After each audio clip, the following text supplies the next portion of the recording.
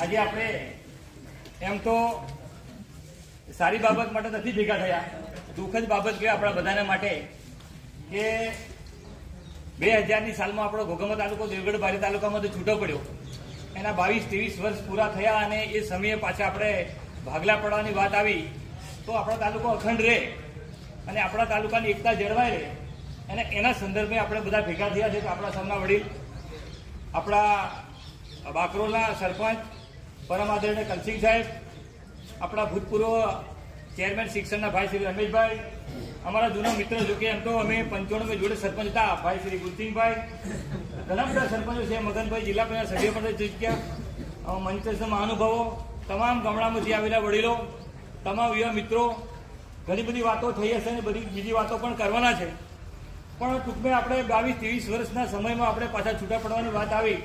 હજી તો તમને કહો કે તાલુકાની જે મુખ્ય કચેરીઓ જે છે એ હજી કચેરીઓ આપણે ત્યાં બની નથી હજી લો, કે આપણે ત્યાં તાલુકો નવીન 2000ની સાલમાં આવ્યો, અસ્તિત્વ 24 વર્ષ પૂરા થયા તો બધી જ ઓફિસો જે તે સ્થળે તાલુકા મથકે હોવી જોઈએ.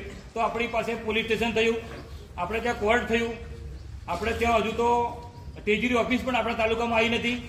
અને હજી બીજી દુઃખની વાત કે આપણો તાલુકા મથક ઘોઘંબા ખરો, પણ હજુ જે વખતે જે રીતે આપણે જરૂર હોવી જોઈએ કે ભાઈ તાલુકા મથકે આપણે ત્યાં આર્ટ્સ સાયન્સ કોલેજ હોવી જોઈએ, તો એની પણ આપણે ત્યાં હજુ વ્યવસ્થા થયેલી નથી.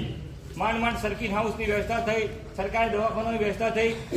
અને એનાથી વિશે તમને હજુ કહું કે ભાઈ આપણા 24 વર્ષ થયા કલસિંહ સાહેબ, હજી પણ આપણે ત્યાં આઈસીડીએસની ઓફિસ નથી, આપણી સરકારી ઓફિસ. આપણે ત્યાં આઈસીડીએસની ઓફિસ, આપણે ત્યાં સરકારી ગોડાઉન જે છે તેમાં ચાલે. એટલે આ સમયે હજુ તો આપણા તાલુકાની મન સુવિધાઓ બાકી છે અને છૂટો પડવાની વાત આવે તો આ દુઃખની ઘડી કહેવાય. અને એના માટે આપણો આખો સમાજ ભેગો થાય અને એક આવેદનપત્ર આપે કે ભાઈ આપણા મૂળ તાલુકો ઘોઘંબા છે અને બધાને ઘોઘંબા રહેવા માટેની સંમતિ છે. અમે તો અમારા તો મૂળ ઘોઘંબામાં જ છે. અમે લોકો કલસિંહ સાહેબ છે કે બાકરોલ જે સ્ટેજ પરથી બેઠા એ બધા મૂળ અમે તો અમારા તાલુકા ઘોઘંબામાં જ છે. અને ઘોઘંબા તાલુકો મૂળ આપણો ટ્રાઇબલ છે. અને બંને વિસ્તારની તમને વાત જણાવી દઉં કે આપણો ઘોઘંબા તાલુકો જે છે એમાંથી 62% જેવી વસ્તી હાલોલ વિધાનસભા, આપણી કુલ વસ્તી જે છે ઘોઘંબા તાલુકાની, કુલ વસ્તીના જે આપણો ઘોઘંબાનો આદિવાસી જે સમાજ છે એમાં 62% વસ્તી અમારા તાલુકા ઘોઘંબામાં આવે છે.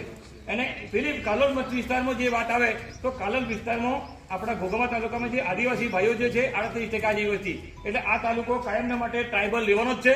અને બીજી વાત તમને એ કહું કે ભાઈ ભારત સરકારે નોમિનેટ કરેલો આપણો તાલુકો છે. આપણા તાલુકામાં બધી જ ટ્રાઇબલની જે સ્કીમો જે છે એ બધો જ લાભ આપણા તાલુકાના આપણા આદિવાસી ભાઈ બહેનોને મળવાનો છે. એના 2-3 દાખલા તમને આલું કે જે લોકોને સનદો મળી છે, ખેડૂતોને જે જંગલની જમીનોની સનદો મળી છે, તો એ આપણા ટ્રાઇબલ તાલુકો જે છે એ ટ્રાઇબલ તાલુકામાંથી 5 ભેગા ખેડૂતો મળે, એક મંડળી બનાવે, તેમાંથી 10 લાખ રૂપિયા સુધીની સરકાર, ભારત સરકારને, ગુજરાત સરકાર આપણને આપે. એટલા માટે આપે કે આપણે ટ્રાઇબલ છે, આપણો ટ્રાઇબલનો ભાઈ બહેન કેવી રીતે એની ઉન્નતિ થાય એના માટે આપણે સરકાર મદદ કરે. એટલે તમને ઘણી બધી વાતો જણાવવા માંગુ છું કે આપણે આજે તો બધા સમાજના નામે ભેગા થયા, સમજી લો, ગુલસિંહભાઈને વિચાર. જયારે સમાજની જયારે વાત આવે ત્યારે આપણે બધો જ પાર્ટીની વિચારધારા નેવી મૂકી અને આપણે સમાજ એક થઈને લડવું પડે. તમને આપણે આજે ભેગા થયા, આપણે કોઈ સરકારના વિરુદ્ધ ભેગા નથી થયા કે કોંગ્રેસની વિરુદ્ધમાં કે ભાજપની વિરુદ્ધમાં આપણે આજે કોઈ ભેગા નથી થયા. જયારે સમાજને કોઈ નાનો મોટો અન્યાય થાય એટલે સમાજને જયારે તોડવાની વાત આવે ત્યારે સમાજ કોઈ પણ ખૂણામાં બેઠેલો માણસ હોય એ પણ સમાજને મદદ કરવા માટે એક થઈને આગળ આવવું પડે. એટલા માટે અમે આજે જો ધારો કે હમણાં ભરતભાઈ વિધાનસભાની ચૂંટણી થઈ તો એ આમ આદમી પાર્ટીમાંથી ચૂંટણી લડ્યો, અમે ભાજપમાં હતા. અમારા વિચારધારા અલગ હતી, એને કારણે અમારે એની વિરુદ્ધ પણ પ્રચાર કલસિંહ સાહેબ કરવો પડે.